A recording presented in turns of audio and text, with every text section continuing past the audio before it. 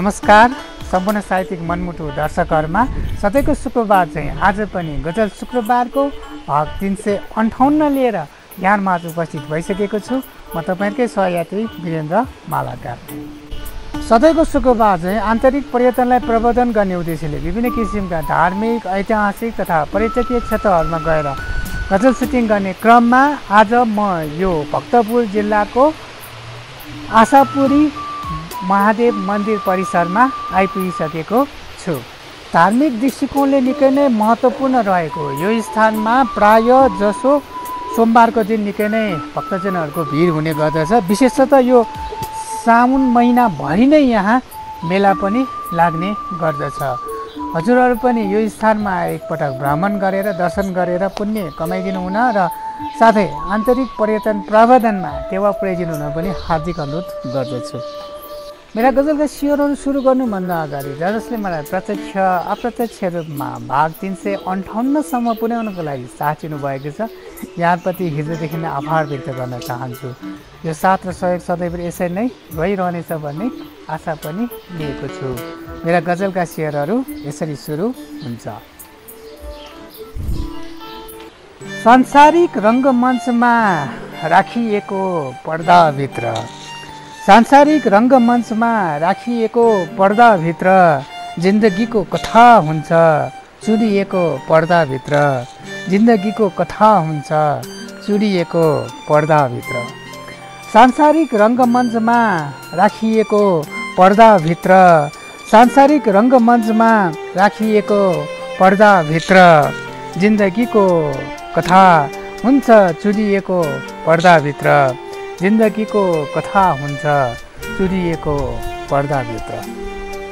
गनाउँछ जताततै देखिँदैन कहीँ कतै पनि, गनाउँछ जताततै देखिँदैन कहीँ कतै पनि, फोहोरका दङ्गुर छ छोपिएको पर्दाभित्र, फोहोरका दङ्गुर छ छोपिएको पर्दाभित्र।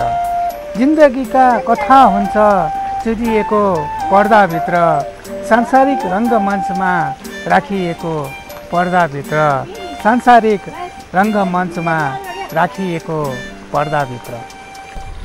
कसैको चित्कार छ अट्टहास छ कसैको, कसैको चित्कार छ अट्टहास छ कसैको, हो कसैको चित्कार छ अट्टहास छ कसैको।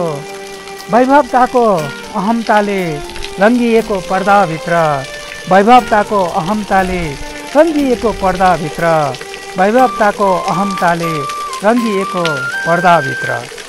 फोहोरका दङ्गुर छ छोपिएको पर्दाभित्र, जिन्दगीको कथा हुन्छ चुरिएको पर्दाभित्र। सांसारिक रङ्गमञ्चमा राखिएको पर्दाभित्र, सांसारिक रङ्गमञ्चमा राखिएको पर्दाभित्र। भोक प्यास दुःखमा फैलिरहन्छ हत्केलाहरू, भोक प्यास दुःखमा फैलिरहन्छ हत्केलाहरू। विवश छन् बाध्यताले मौलिएको पर्दाभित्र, विवश छन् बाध्यताले मौलिएको पर्दाभित्र। वैभवताको अहमताले रङ्गिएको पर्दाभित्र, फोहोरका दङ्गुर छ छोपिएको पर्दाभित्र, जिन्दगीको कथा हुन्छ चुरिएको पर्दाभित्र। सांसारिक रङ्गमञ्चमा राखिएको पर्दाभित्र, सांसारिक रङ्गमञ्चमा राखिएको पर्दाभित्र। म अन्तिम शेरमा छु। मानवता हराएको हुन्छ कदम कदममा, मानवता हराएको हुन्छ कदम कदममा। चिहाएर नहेर त्यो बन्द गरिएको पर्दाभित्र, चिहाएर नहेर त्यो बन्द गरिएको पर्दाभित्र। विवश छन् बाध्यताले मौलिएको पर्दाभित्र, वैभवताको अहमताले रङ्गिएको पर्दाभित्र। फोहोरका दङ्गुर छ छोपिएको पर्दाभित्र, जिन्दगीका कथा हुन्छ चुरिएको पर्दाभित्र। सांसारिक रङ्गमञ्चमा राखिएको पर्दाभित्र, सांसारिक रङ्गमञ्चमा राखिएको पर्दाभित्र।